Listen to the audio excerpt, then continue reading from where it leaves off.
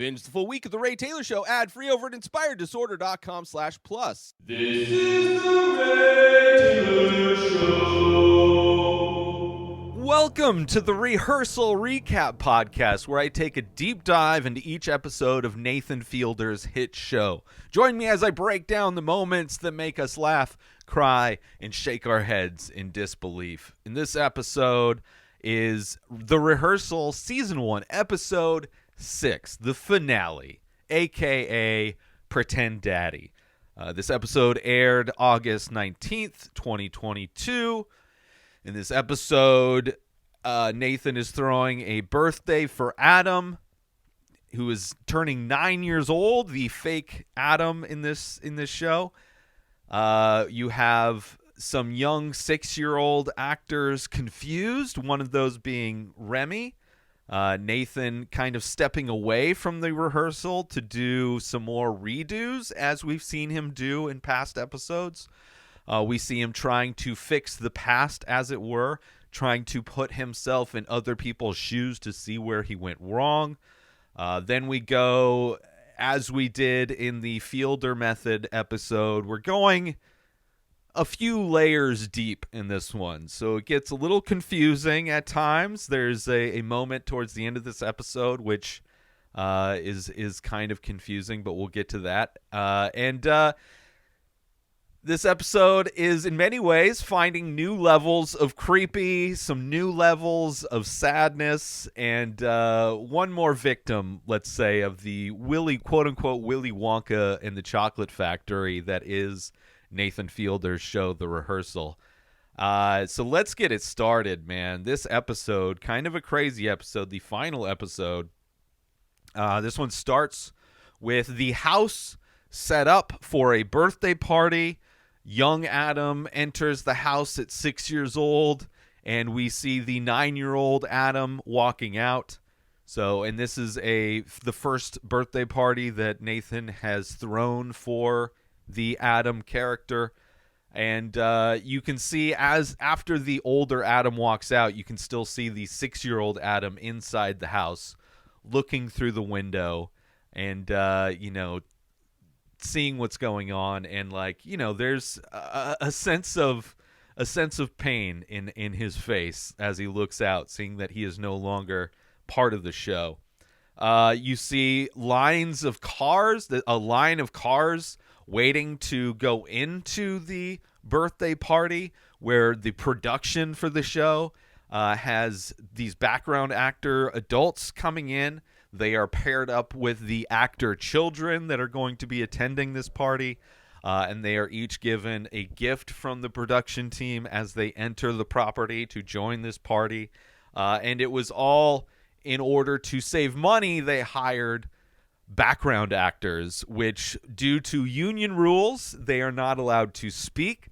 So you are at a party, a birthday party, a fake birthday party for this rehearsal for the 9-year-old Adam, and nobody can speak, which is very awkward. It is just a new level of awkward for this show, and also one of the most inaccurate rehearsals, aka simulations, that Nathan has done. I mean, this is a guy who has painstakingly gone to an extreme level of detail to simulate bars, to simulate houses, to simulate actors as they,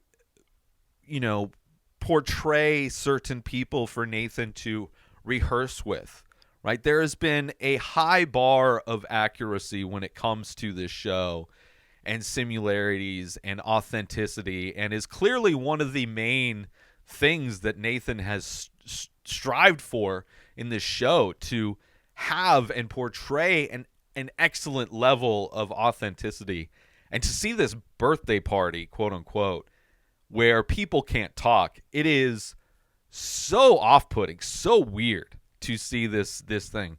But they apparently saved like $15,000 and not having to actually pay actors that can speak and have to be paid as such. So I guess for Nathan, it was worth saving the money to not have this one event be as accurate as possible. But kind of weird, kind of a weird thing. After the party, actually kind of during the party, Nathan keeps getting pulled away because some of the 6-year-old Adams, the actors who are playing Adam, have a little bit of confusion. So you see Nathan having to go to one of these actors, not Remy specifically, who is kind of a bigger aspect of this show. Remy being one of these 6-year-old actors who played Adam. But he's going to another one of these 6-year-olds who clearly is from a Christian household, clearly similarities religiously to Angela, and you're seeing Nathan saying all of the things I would imagine Angela wishing she would hear from Nathan, saying that, Jesus is the king, that Judaism is fake, that you're going to heaven because you believe in Jesus, and Nathan, because he's Jewish, is going to go to hell, and he's going to burn in hell, right? He's saying all of the things because this kid's Christian parents are concerned because now their son is confused about religion because Nathan has started to, in his rehearsal, set his kids up and learn about Judaism, right? So kind of extra residue that is similar to what was focused on in the last episode, where Nathan and Angela kind of were butting heads over religious things, and seeing how a lot of those things are now residually confusing these actors who are small children, who are 6-year-old children. Right, so you're seeing him doing that. There's a different 6-year-old, Remy, is sneaking back into the house, right, and refusing to change out of his wardrobe, his Adam clothes, right? He's crying, saying he doesn't want to leave, and Nathan's more concerned about missing this simulated birthday. Because he's having to deal with these 6-year-olds who are having issues understanding reality now.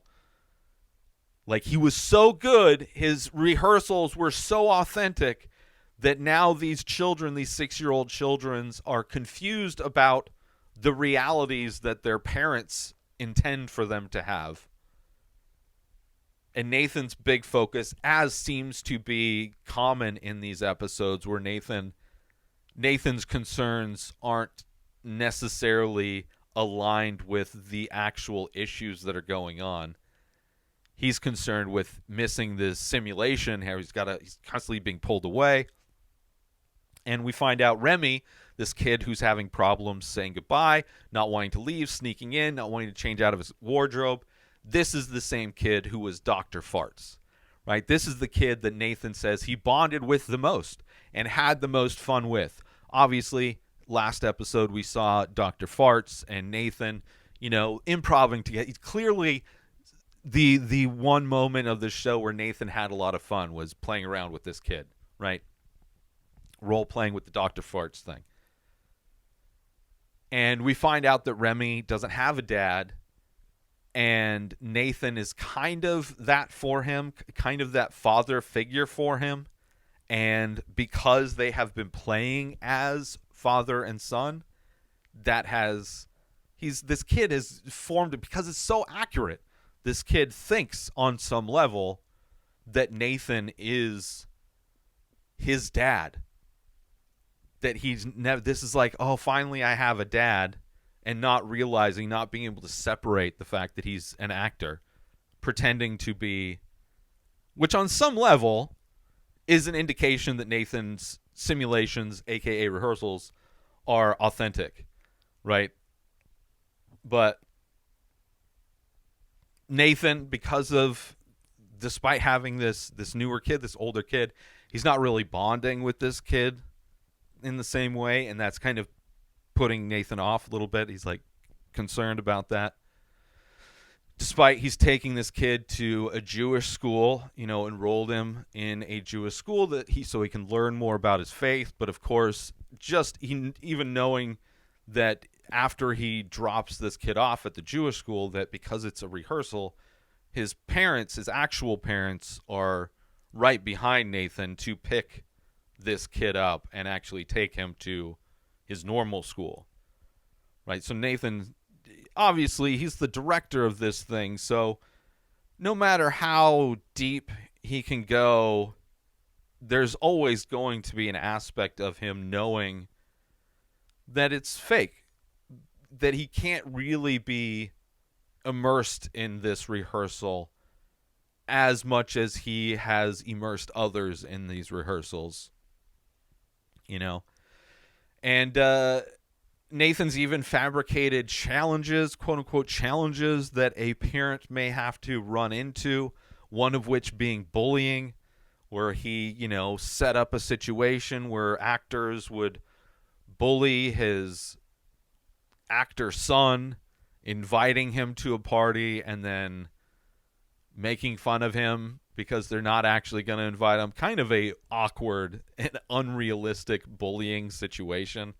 But setting up these things that he is just going to solve, right? Like he's creating the puzzle and then pretending that he's solving it authentically, although knowing that he's the one that designed. It's like, so like he would need for Nathan to be able to participate in these rehearsals as somebody else may do it.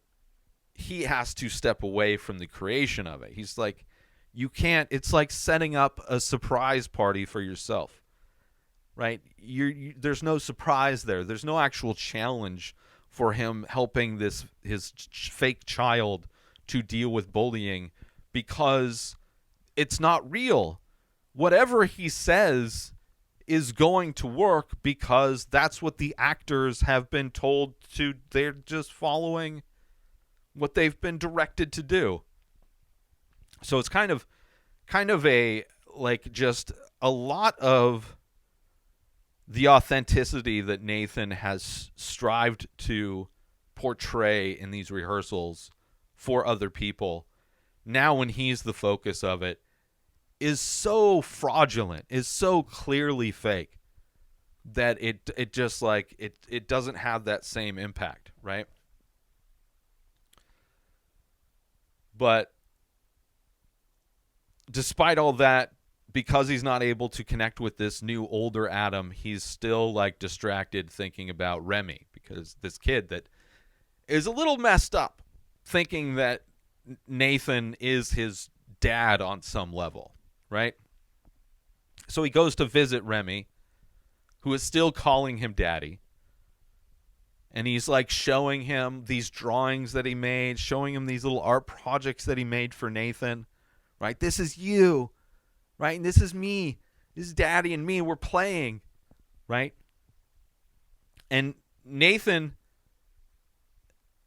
is more, like, impressed with the authenticity of the home that this kid lives in. Like, the real home that he lives in with his real mom. And Nathan's, like, looking around. It's like, oh, this doesn't seem artificial at all. Like, this is amazing. Right? Like, he's so focused on authenticity in so many ways, right? And taken back when he's surrounded by authenticity. And instead of focused on this child who is confused, he's more impressed with the authenticity of this home, right? And it's kind of crazy. And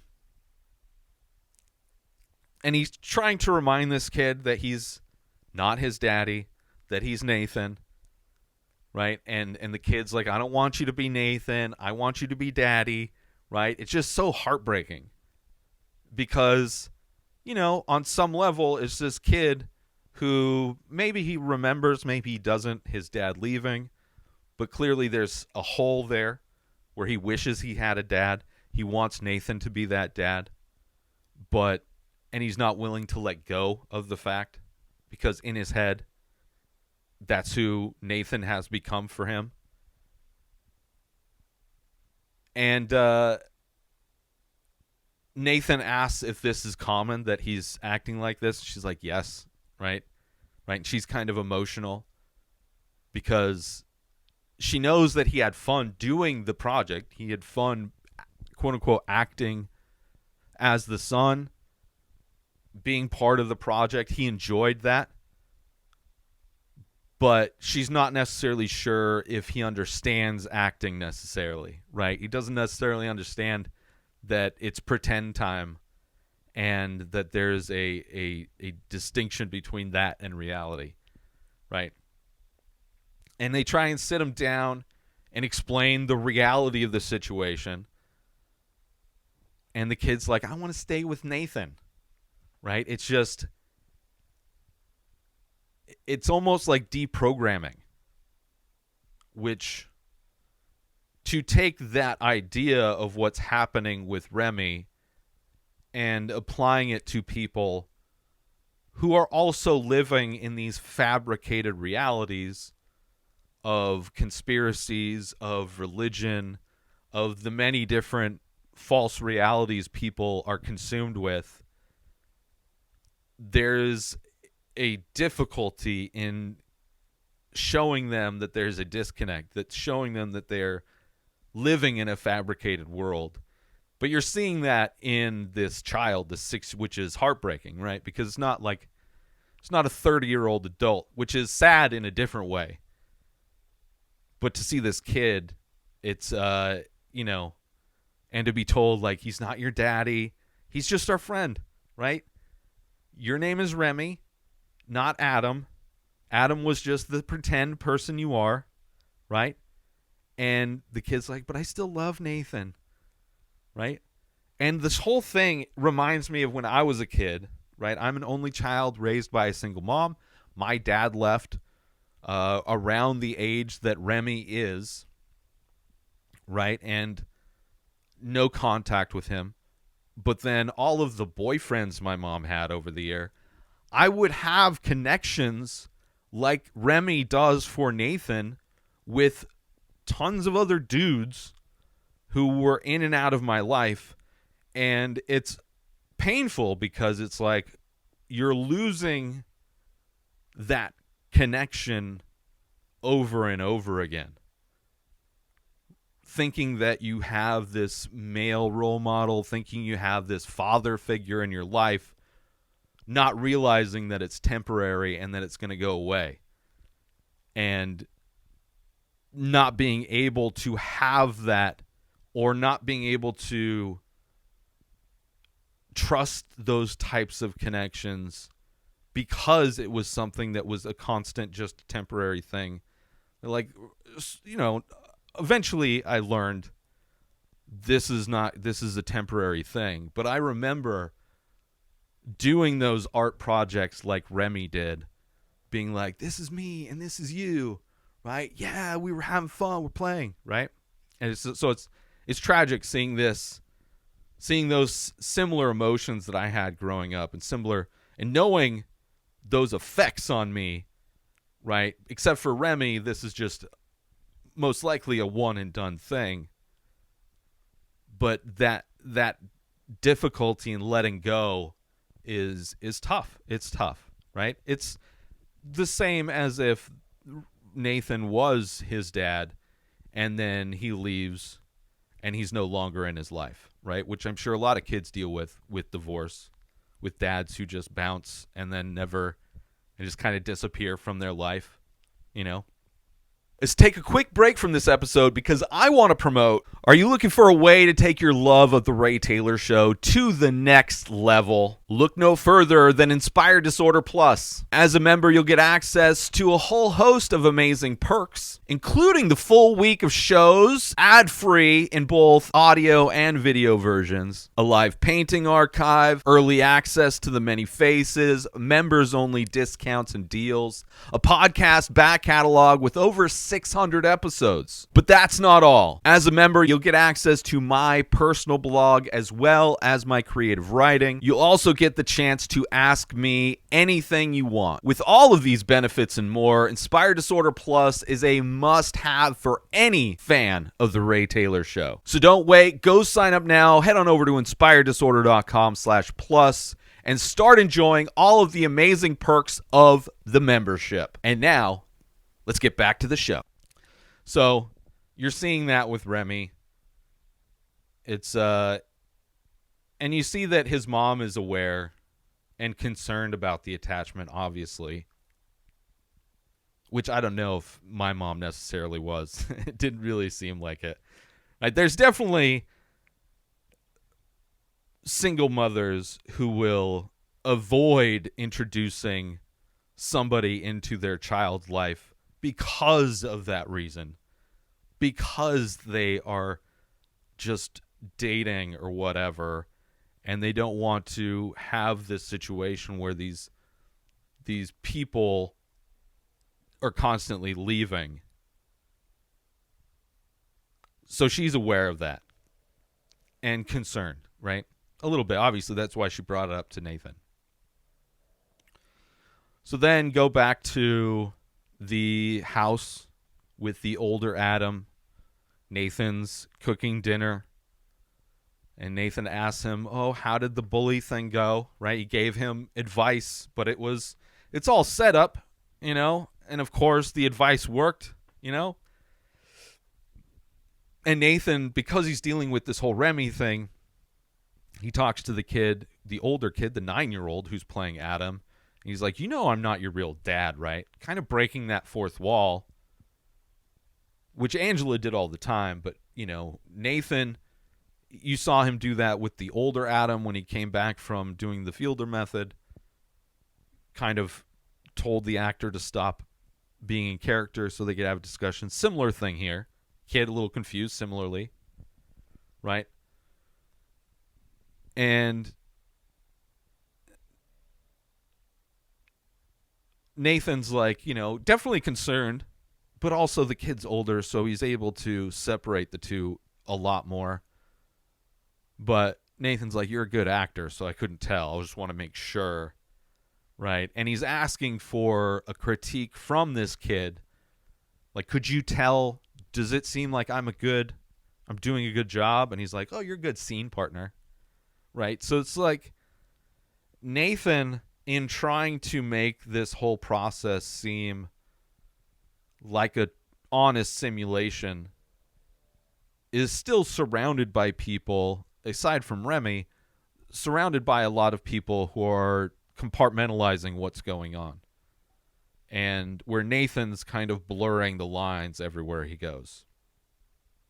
But it's, you know, it's very interesting when he says, oh, you're a good scene partner, right? Not necessarily what, like, on some level, Nathan wants there to be that confusion, because that's a sign of authentic simulation, right? He wants reality. He wants the blurring of what's real and what's fake. He wants that authenticity. That's why he encouraged the actors to stalk people, to become people. So it's interesting in this episode where that idea is kind of is showing to be kind of an issue. But because of that, instead of rehearsing, because of this issue with Remy, he wants to go back and see how he could change things. So now we're seeing like what he did in the Fielder method episode, where he's reliving the past in order to be in other people's shoes, in order to see how he could have done what he did better. Also, similarly to the reason why he's rewound back to a younger Adam. You know, instead of a lot of this show being focused on preparing for a future event, it's also dealing with rewinding time and trying to deal with the past, seeing how you could have done something different, the shoulda, coulda, wouldas of life, and reliving that. You know, so he wants to go back, see how he could have changed things. Right? Which is weird because he successfully formed this father-son bond. He successfully did this real thing, which is what he wanted, but ended up confusing Remy, having some bad consequences. But now he wants to go back and see how he could have avoided bonding, right? He wants to go back to see how he could have done the rehearsal in a way that would have been that would have not led to Remy bonding, which is even kind of crazier. I mean, first it defeats the purpose, the original purpose of the rehearsal with the kid. Like, all of this leading up to this moment has been, how do we make this as authentic as possible? Everything's about authenticity. Everything's about trying to make the illusion disappear and for it all to become real. But now it's all about, how do we keep it from being too real? Right? So he ends up having this older Adam kid dressed like the younger Adam kid and recreating these moments, which is kind of like completely off the rails, because it has not, like, it's him trying to not form a bond, but it goes that in itself goes against what the purpose of the show is. So it's like the show is completely directionless at this point. Like, what he's doing doesn't make any sense. I mean, it makes sense for him to avoid Remy being confused in that way, but if he had done that initially, then it wouldn't have had that effect. It wouldn't have had that simulation effect that he wanted, right? And it's just back to him doing the do-over thing instead of preparing for the future. Instead of just rehearsing what it's like to raise a kid, now it's how Nathan could have been, in many ways, colder and distant from what he's doing, right? It's him having the fear of making mistakes. It's whether it's in the future or whether it's the mistakes made in the past, it is a lot of what this show is about minimizing mistakes or eliminating mistakes. It is about knowing the answers before they're asked. And it's a bit impossible, I would say. It's like you can't prepare for everything. You can't know everything. You can't go back in time. You can't know what's going to happen in the future. Right? It's just, but that's like the limitations of the rehearsal. You can't, like, in rehearsing, you can't know all the potential outcomes of a thing, of a situation, and you definitely can't rewind time. Because even in rewinding time, you can't know what your choices in the past would have led to in the future. Right? Neither are 100% in any direction. And it just makes this whole episode get even creepier, right? You have the actor playing young, and you're having Nathan just being, like, cold and, like, standoffish in a way, right? Which never would have worked for the rehearsal.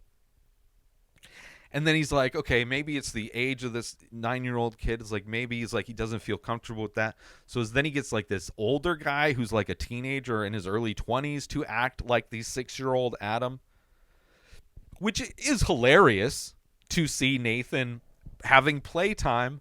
We're like seeing the same kind of scene that Nathan had with Remy, recreated with the 9-year-old kid and now recreated with the teenager kid who you see vaping outside on a break, right? And it just gets creepier and creepier to the point where he ends up starting to use a doll, which doesn't make any sense whatsoever, but just definitely adds to the creepiness.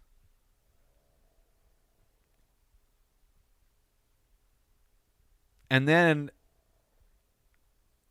he's thinking to himself, maybe it was how he felt with the parents, right? Maybe it's not how he was with Remy, but maybe it was a mistake that he made dealing with the parents, right? Maybe it was how he said goodbye. Maybe that was wrong. So then you have this montage of different rehearsals of him saying goodbye to these actors playing Remy.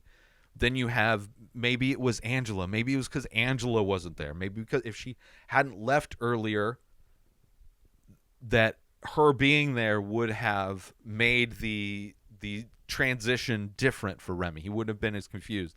So then you have the actress playing Angela back, saying goodbye to these kids, reenacting these goodbye scenes, right? And you see that just like even changing the past, it's just infinitely complex, right? In trying to predict the future, trying to think that like, oh, this one act will butterfly effect into this thing. You can't like know what, like, it's weird how this show is almost like a time travel show, right? Where he's recreating these events, trying to change the past in order to fix the present, or trying to prepare for the future in order to be successful, trying to prepare for the future in rehearsing it in the present, right? To minimize difficulties in the future. It's crazy. And he even goes to, maybe it's like how I broke up with Angela, so he's even rehearsing how he confronted Angela about her not being invested in the show, right? As if that was the key, like that was the moment that caused Remy to be attached to Nathan, right? It's like so much overthinking of a situation where the answer is you authentically recreated, at least for this kid, you authentically formed a bond with this kid, and the kid is at an age where it can be confusing, and he has a situation in his life where having a father figure can be confusing, and has nothing to do with how he ended it with Angela. It had nothing to do with how they said goodbye. It was the process itself. It was the existence of the show. It was Remy being part of the show at all. Right? Because if it was all of those things, then it would be like affected all of the kids. But it only affected Remy, aside from the other kid who was just confused about religion. And it's almost like this movie plays out the mental processes you have if you're suffering from anxiety or depression, right? Anxiety is the worry of events that could happen, potentially happen, and you running through in your head over and over again the potential outcomes, right? Which is part of this show, is running through all the potential outcomes of a future event, right? So it's a lot of rehearse of this show is what happens in your head when you have anxiety, and then it's also showing what happens in your head when you're depressed, constantly stuck in this loop of regret or of things that happened in the past that you wish you could have done differently, wish you could have changed, handled differently, wish would have happened differently, right? Being stuck in that mind loop of thinking about the past. Both the past and the future are things you have no control over, have very little. I mean, you can't go back in time to change anything, and you can only do so much to prepare for the future. But a lot of what this show is almost that mental, like, mind loop that you can have when you're constantly running through situations in your head over and over again, except for those mental distractions are being played out with actors and sets and just like realized in reality, which is kind of crazy. Just running through those scenarios, being stuck in the past or stuck in the future, right? Being obsessed with the infinite loop of shoulda, coulda, woulda. And even when he's rehearsing with Angela, seeing how maybe he could have ended the show with Angela differently, he's not even using the house, which isn't a real house. He's using the recreated house in the warehouse to run through these, which doesn't make any sense because it's not like she's in the house anymore. But it feels like Nathan's spiraling out of control, trying to, right? There's this issue with Remy, and he is so focused on everything other than dealing with that, thinking that it's all of these other things that it isn't.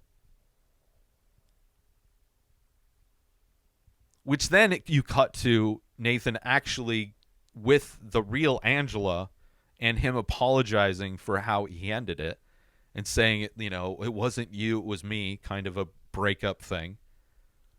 Right? But then she forgives him.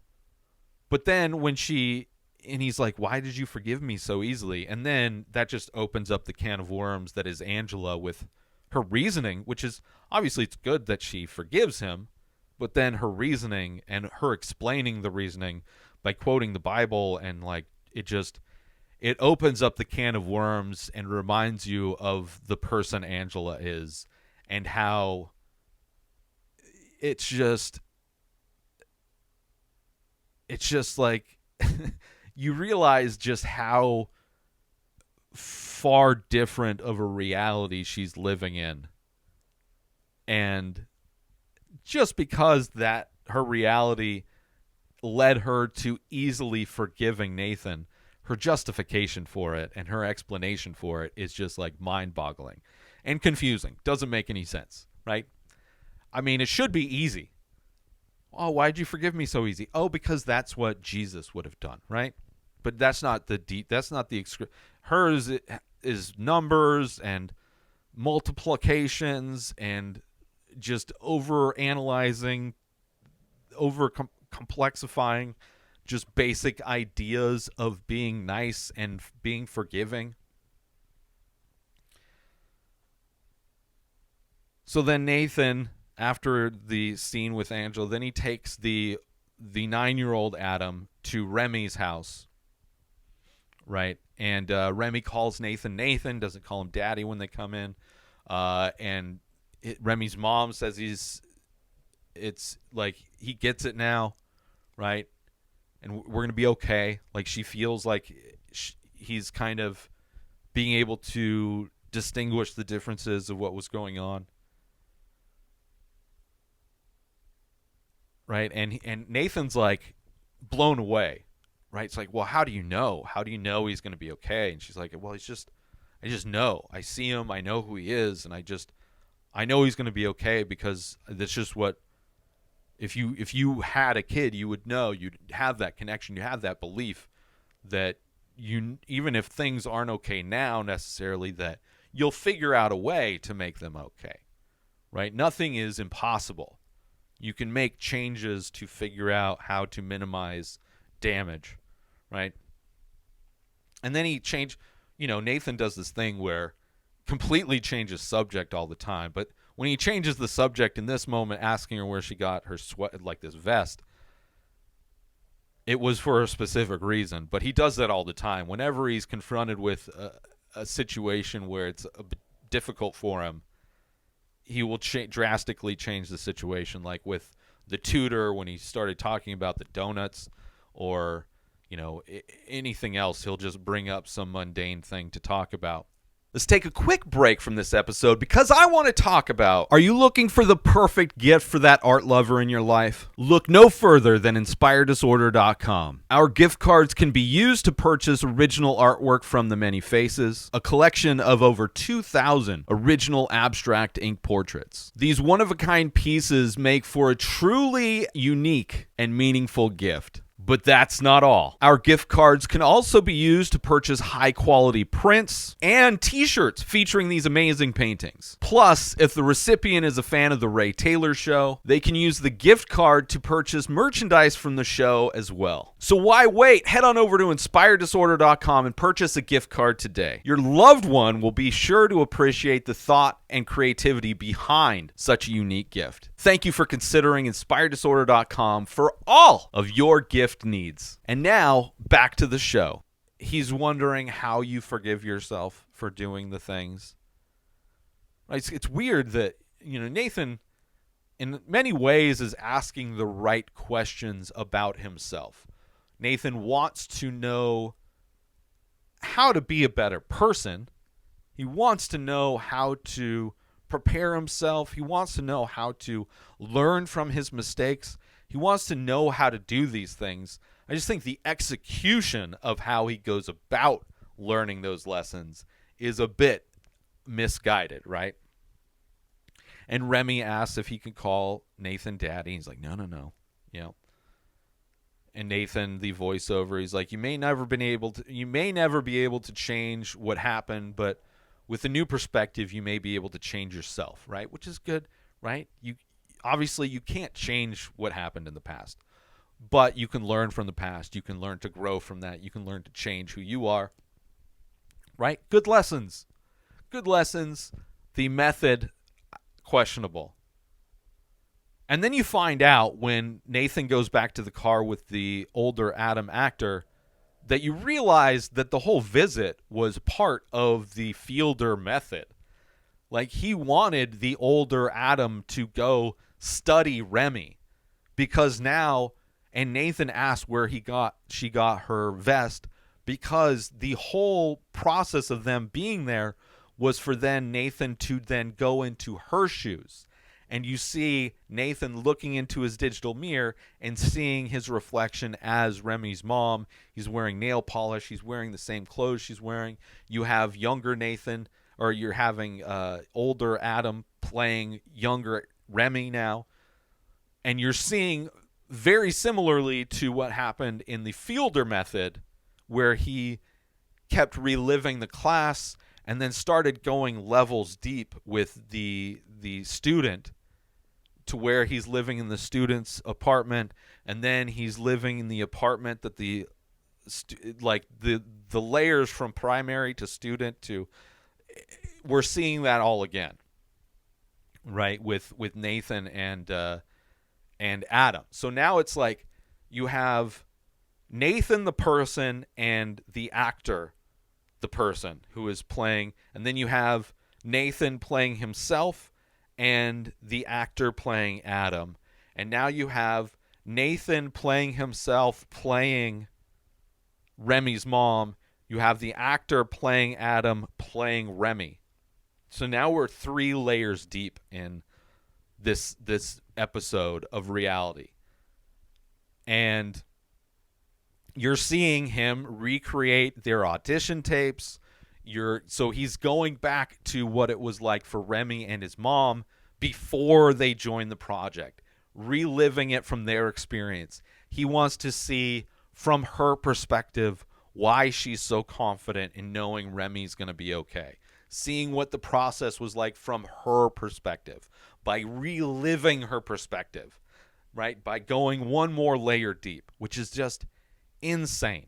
So you have them doing the audition tape.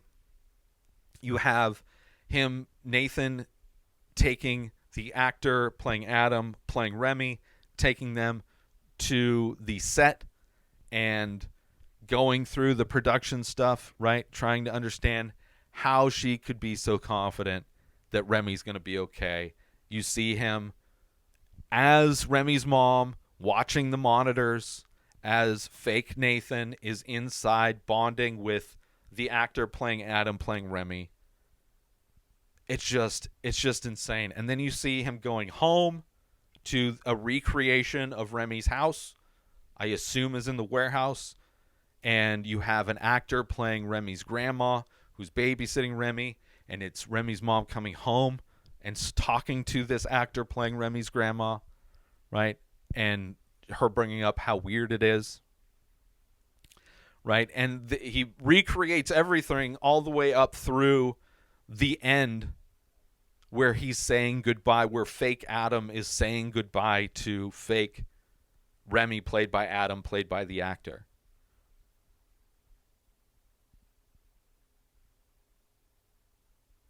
And dealing with that confusion.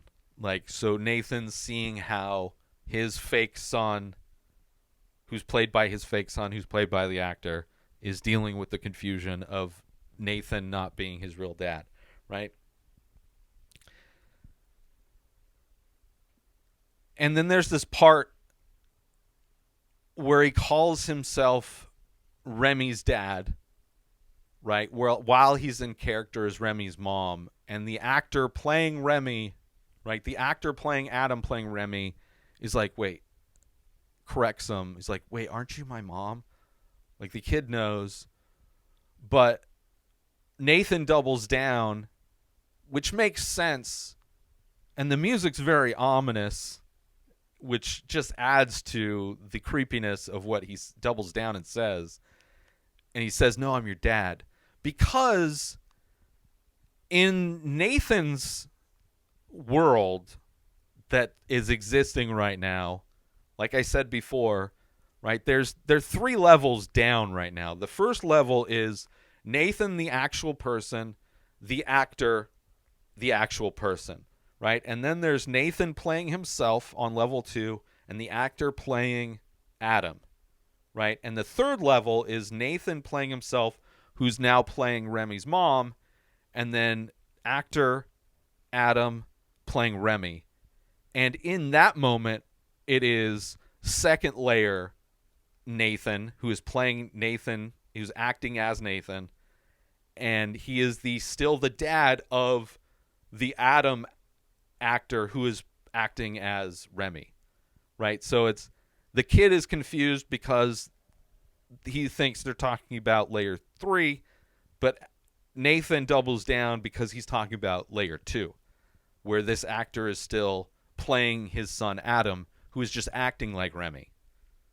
But it's creepy because it's like, it's so mind-bogglingly, it's overly complex and confusing, matched with that ominous music just makes it so crazy. But it's the same thing that happened in the Fielder Method episode, where there's just layers of reality. And Nathan is all the while understands what level of reality he's in. And it's just crazy. It's crazy. And then they hug, right? The kid's like, oh, okay. But it's a crazy end to the episode, a crazy end to the series. That's how it ends, with that creepiness. And then they go out and play, and that's the end of it.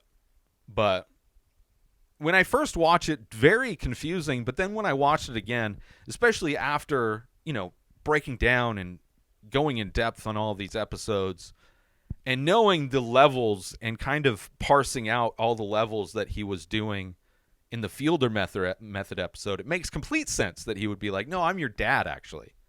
Right? Because in that moment, he's talking to Adam. Right? And Adam is thinking that he's still in character as Remy and that he's talking to his mom, but it's like, no, we're back in the second level. Like, we've completed that level, and now we're back to the second level where I'm still your dad and you're still Adam. Which is just, it's, you have to be in the delusion to be able to separate everything. But in all, the show does a great job of just illustrating kind of the mental torment of anxiety and depression, and being stuck in the past, trying to figure out how you could have done things differently, or distracted by the infinite possibilities of the future, right? And the false hope that you may have, right? Thinking you have any control over either of those. And I think another part of this show, right, you have the benefits of being prepared, right? And the importance of staying authentic, right?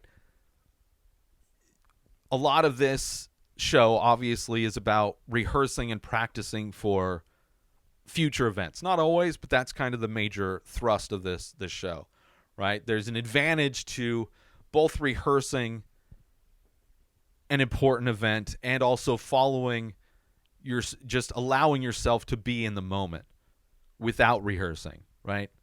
Which I would say the better way to train and practice to exist in life is to learn how to be in the moment and be authentically you and having faith in yourself to handle things as they come versus rehearsing. But there are advantages to both of those, right? One advantage of rehearsing an important event is that it can help you feel more prepared, make you feel confident, right? By practicing what you're going to say and do, you can anticipate potential challenges and come up with strategies to overcome them, right? This can help you feel more in control, right? It give you that just unrealistic feeling of control, that you have control over the situation, which can help reduce your anxiety or your stress for sure.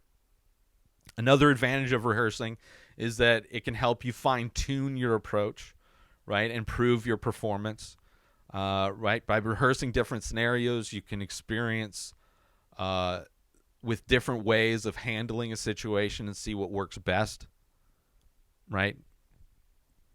Not only just being prepared for a situation, but acting in the best way in a certain situation, right? And this can definitely help identify potential pitfalls and make adjustments to avoid mistakes. But on the other side of that, allowing yourself to be in the moment without rehearsing can also have many advantages. For one, you can help you remain flexible and adaptable to change and circumstances, right? By not rehearsing, you allow yourself to respond spontaneously to the situation as it unfolds, which can make you more resilient and able to handle unexpected developments, right? Keep you on your toes.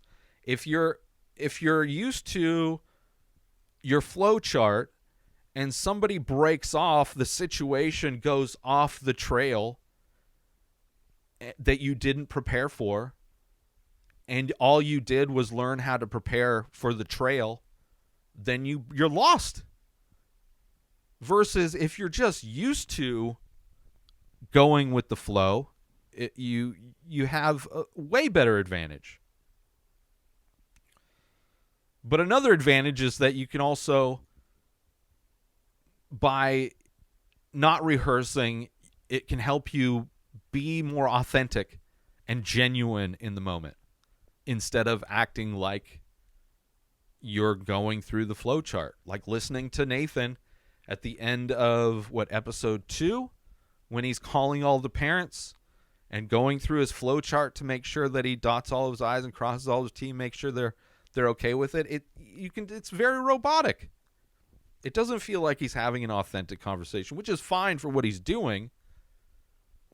But, there's a lot of things in life where you want to be authentic. You want to be who you are, right? And by not rehearsing, you avoid the risk of sounding rehearsed, but sounding scripted, which can make you come across inauthentic or insecure. And this can help you build trust and connect with others in more genuine and meaningful ways, right? So overall, there's definitely both rehearsing and not rehearsing have their advantages, and the best approach may just depend on the situation and your personal preferences. I think both are needed. I think there is a certain amount of preparation you should do, but you should also have faith in your ability to handle situations as they come up, right? I think it's a situation where, and it's like the tutor, right? She knew she's going to shoot from the hip. She knows what she's going to talk about, versus Nathan, who needs to prepare for everything, right? I think they're two ends of the spectrum as far as that. And I think, somewhere in the middle is probably a good way to be. But that's the end of this episode. That's the end of season 1. The next episode is going to be episode 1 of season 2, which there's no release date yet for season 2. The rumors, the best guess that I've seen online is that it probably will be coming out summer of 2023 if it stays on a similar production schedule that most shows do. So that's kind of the best guess. But whenever we do, whenever the next season comes out, I will be doing recaps of that in a timely fashion as they are released. But until then, make sure you check out all the other recap podcasts that I've done, recap podcast shows that I've done. I've done them for Ted Lasso, Dave, Severance, The Midnight Club, Midnight Mass, and Squid Game.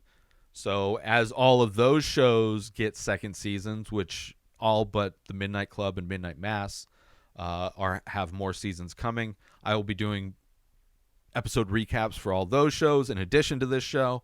And all of the links to subscribe to all of those are on all the podcast platforms as well as YouTube. You can go to my website, inspireddisorder.com, for all the links to subscribe if you want to check out all of my other podcasts. But I do want to thank you for checking out this episode of the Rehearsal Recap Podcast. And be sure to tune in next every Tuesday in the future as I do more recap podcasts of more shows in the future, including the Rehearsal when that comes back. And don't forget to join the conversation and leave a comment or rating on your favorite podcast platform or on YouTube if you watch these episodes. But until then, take care, and I'll see you when the new episodes come out. Peace. New episodes of The Ray Taylor Show come out every single day. Subscribe on YouTube and everywhere our podcasts are found.